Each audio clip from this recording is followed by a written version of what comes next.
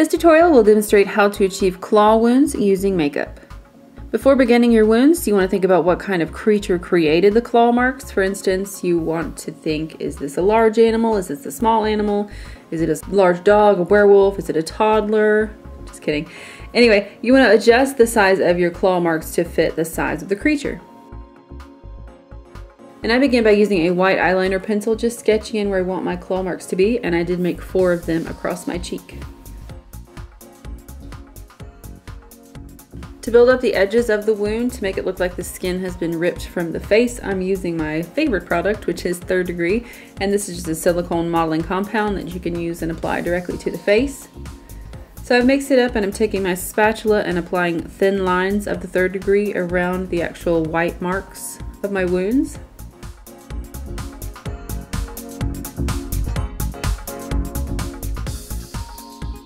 Before the 3rd Degree cures, you want to use a brush and blend out the edges into the skin. I find this technique really helps me smooth the 3rd Degree out and make it look more realistic.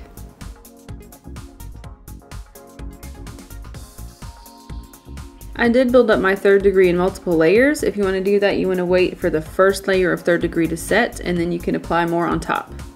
Doing it this way allows you to build up the edges of the claw marks and actually create more depth to the wound.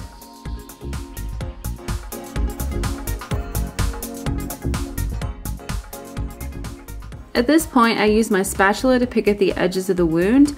I wanted it to give an appearance of, ripped flesh, so having it a little bit loose on the skin gives it that kind of nasty, ripped off flesh effect.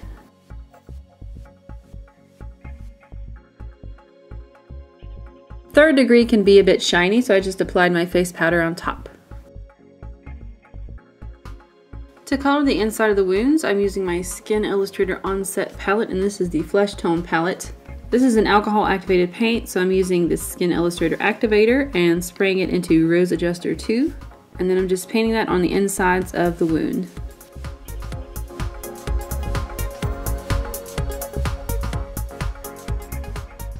Using my Real Creations palette, I'm going to be using the red and the black, mixing those together to create a darker kind of burgundy color, and this color is going to be kind of applied around the edges of the wound to give more depth.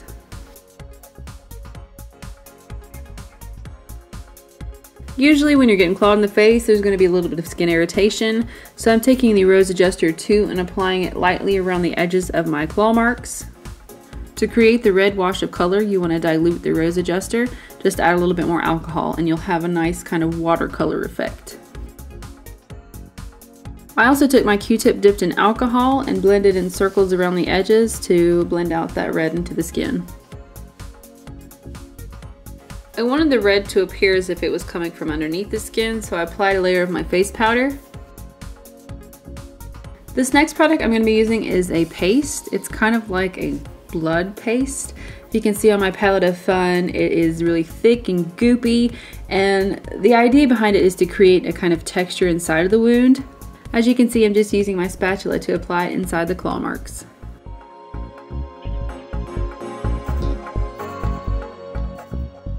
Now it's time to add blood. Now I'm using some of the best bloods in the business. These are the Fleet Street bloods. I'm using the fresh and the dark versions. What's fantastic about these is that they dry and they set and they won't move, but they still have a shiny kind of effect.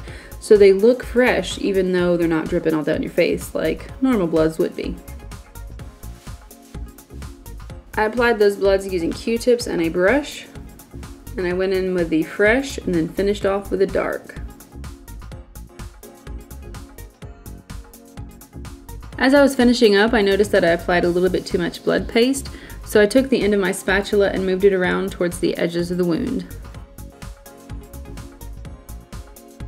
And to finish off this tutorial, I applied a little bit more blood around the edges of the wounds. I kind of diluted the blood a little bit using water and just dabbed my Q-tip in it and dabbed it around the wounds. That wraps up this claw wound tutorial. Please give it a thumbs up because you liked it and because that was an awful joke. Also join me on Facebook and Twitter. We will talk and chat. And if you want to leave me a comment of a possible tutorial you want me to do, leave it below because I have a lot of cool things coming up, but your input is always very highly valued. Otherwise, thank you guys so much for watching. Take care. See you soon. Bye.